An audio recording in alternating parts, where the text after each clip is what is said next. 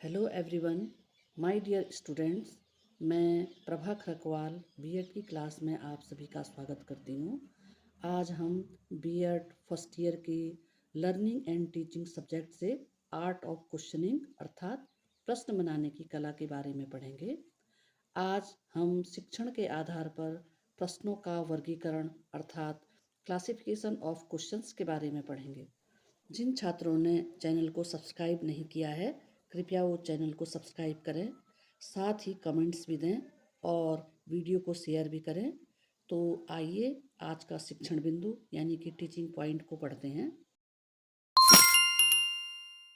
Students, इससे पहले आपने प्रश्नों की विशेषताओं के बारे में पढ़ा था और अब हम पढ़ेंगे कि पाठ योजना के आधार पर प्रश्नों का वर्गीकरण किस प्रकार से होता है।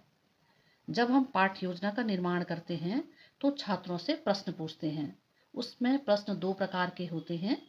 पहला, मानसिक प्रक्रिया पर आधारित प्रश्न, यानी कि छात्रों के ज्ञान पर आधारित प्रश्न। इस प्रकार के प्रश्नों में छात्रों से प्रश्न पूछा जाता है और छात्र अपने ज्ञान के आधार पर प्रश्नों का उत्तर देते हैं। और दूसरी प्रक्रिया जो होती है उसमें हम जो पाठ योजना बनाते हैं तो पाठ योजना के जो अलग अलग स्टेप होते हैं उसके आधार पर हम प्रश्नों का निर्माण करते हैं। तो पहले आपको हम मानसिक प्रक्रिया पर आधारित प्रश्नों के बारे में बताते हैं। मानसिक प्रक्रिया पर आधारित प्रश्न दो प्रकार के होते हैं। पहला, स्मृति संबंधी प्रश्न। स्मृति संबंधी प्रश्न का अर्थ होता है कि जब हम छात्रों को प्रश्न पूछते हैं तो छात्र उनको जो ज्ञान रहता है पहले से, उसके आधार पर छात्र उनका उत्तर देते हैं। जैसे पूर्व ज्ञान पर आधारित प्रश्न, यानी कि छात्रों ने जो विषय पहले पढ़े होते हैं उससे संबंधित हम प्रश्न पूछते हैं कि उनको, जैसे अगर छात्र 5th क्लास में है तो हम 4th क्लास से संबंधित प्रश्न पूछेंगे, या जो अध्याय आप पढ़ा रहे हैं उससे पहले के अध्याय से संबंधित हम प्रश्न पूछते हैं और छात्र के पूर्व ज्ञान का पता लगाते हैं। इसमें दूसरा है कक्षा शिक्षण, यानी कि पश्च ज्ञान पर आधारित। इस प्रकार के प्रश्नों में जब हम पूरा शिक्षण प्रक्रिया पूरा कंप्लीट कर देते हैं तो उसके बाद हम ये पता लगाते हैं कि छात्रों को पढ़ाया हुआ ज्ञान, पढ़ाया हुआ पाठ किस स्तर तक याद हुआ है। इसी प्रकार दूसरे प्रकार के जो प्रश्न होते हैं वो हैं विचारों से संबंधी प्रश्न। विचारों से संबंधी प्रश्न का अर्थ होता है कि हम छात्र से प्रश्न पूछते हैं और छात्र उन प्रश्नों का उत्तर अपने विचारों की अभिव्यक्ति के द्वारा करता है। यानी कि ये क्वेश्चंस, इनका आंसर 3-4 लाइनों का होता है।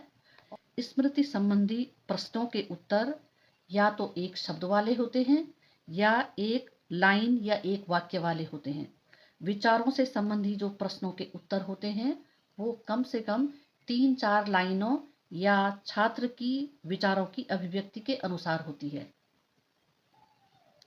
स्टूडेंट्स, इसके बाद जो दूसरी प्रोसेस होती है शिक्षण प्रक्रिया पर आधारित प्रश्न, यानी कि जब हम अपना टीचिंग पॉइंट पढ़ाते हैं तो उसमें हमें प्रश्नों का निर्माण करना होता है। उसमें हमें विभिन्न प्रकार के प्रश्न बनाने पड़ते हैं जो निम्न प्रकार से हैं। प्रस्तावना प्रश्न, इंट्रोडक्टिव क्वेश्चंस।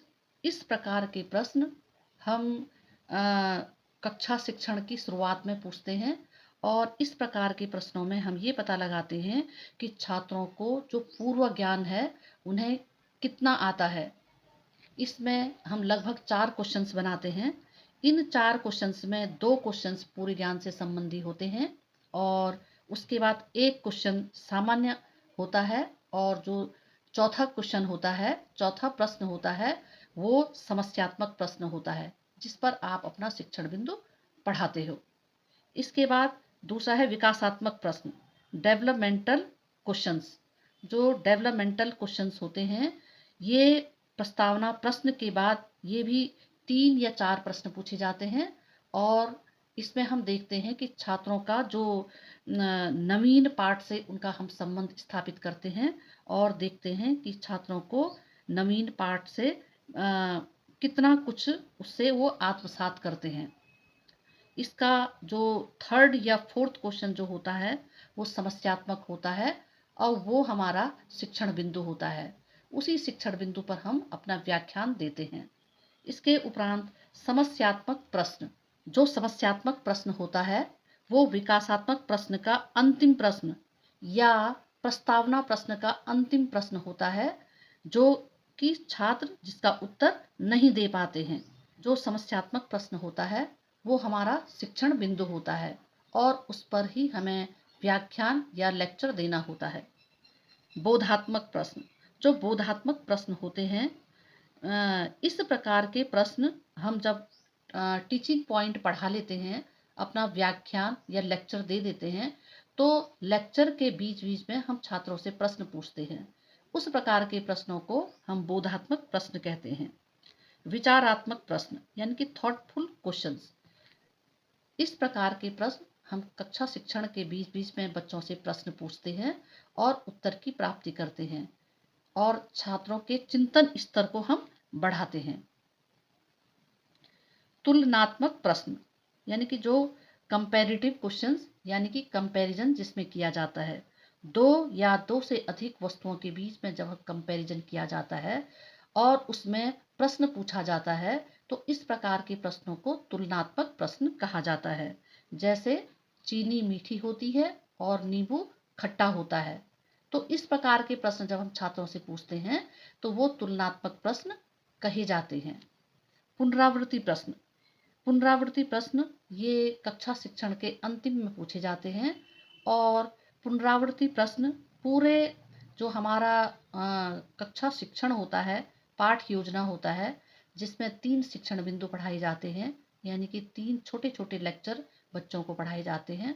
उन तीनों लेक्चरों से हम एक एक प्रश्न छात्रों से पूछते हैं कि छात्रों को कितना ज्ञान प्राप्त हुआ है, शिक्षक के द्वारा पढ़ाया गया जो ज्ञान है वो छात्रों ने किस लिमिट तक आत्मसात किया है। ये पुनरावृत्ति प्रश्नों के द्वारा हम उसका पता लगाते हैं। तो स्टूडेंट्स, आज का लेक्चर यहीं पर समाप्त करती हूँ। धन्यवाद।